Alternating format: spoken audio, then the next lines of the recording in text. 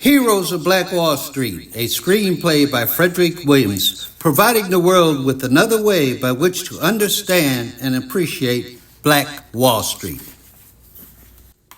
Our goal is to give the world another perspective of Black Wall Street, not the smoke-choked community destroyed and ravaged by fire and burning buildings.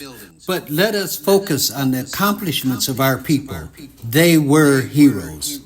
Picture a very vibrant and successful black community that was built by men and women who had been out of slavery for only 50 years. This film is how we should remember Black Wall Street and the beautiful people who built and defended it not as victims but as victors. Today, they are the pride of Black America.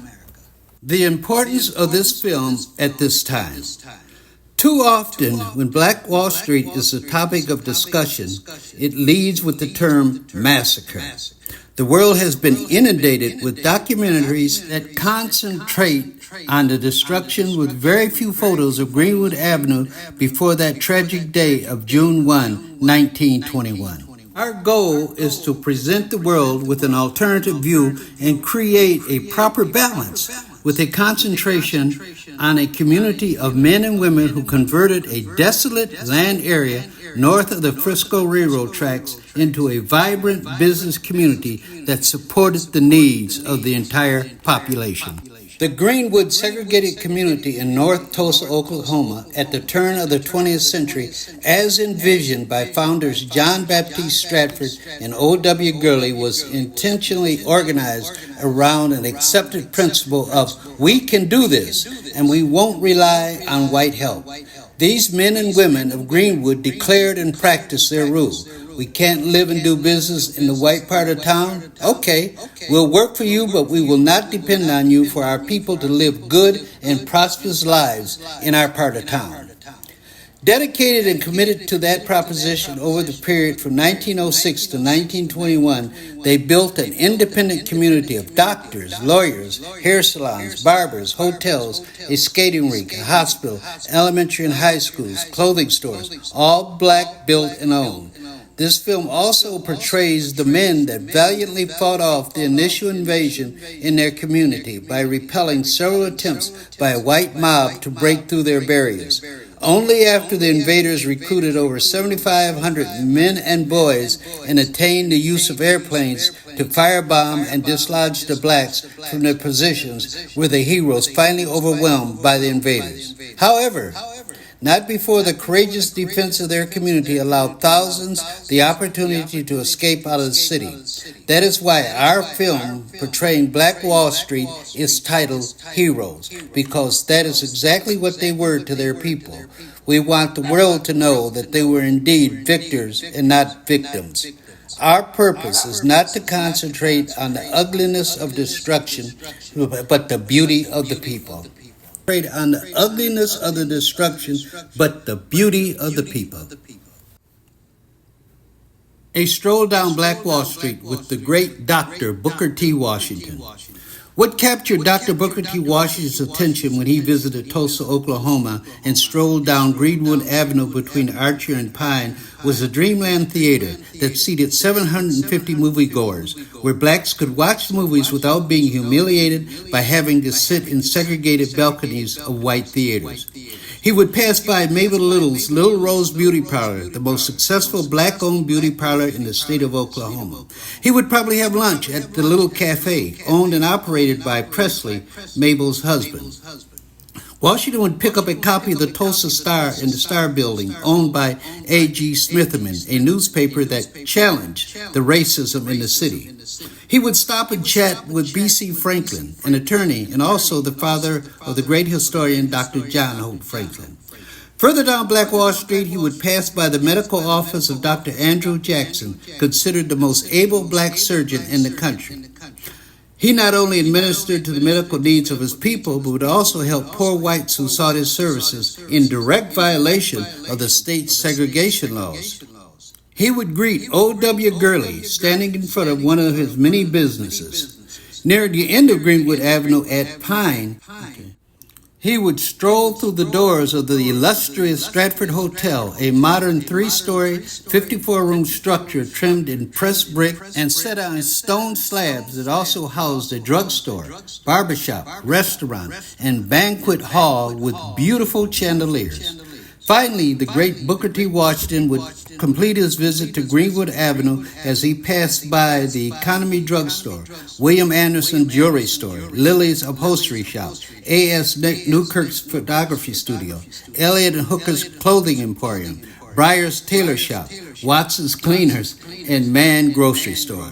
These are just a few of the outstanding businesses that flourished during the 15 years before the invasion on June 1, 1921. At the end of his visit, Dr. Washington was so impressed that from then on, when discussing the success of the businesses there, he referred to them as Negro Wall Street, later changed to Black Wall Street.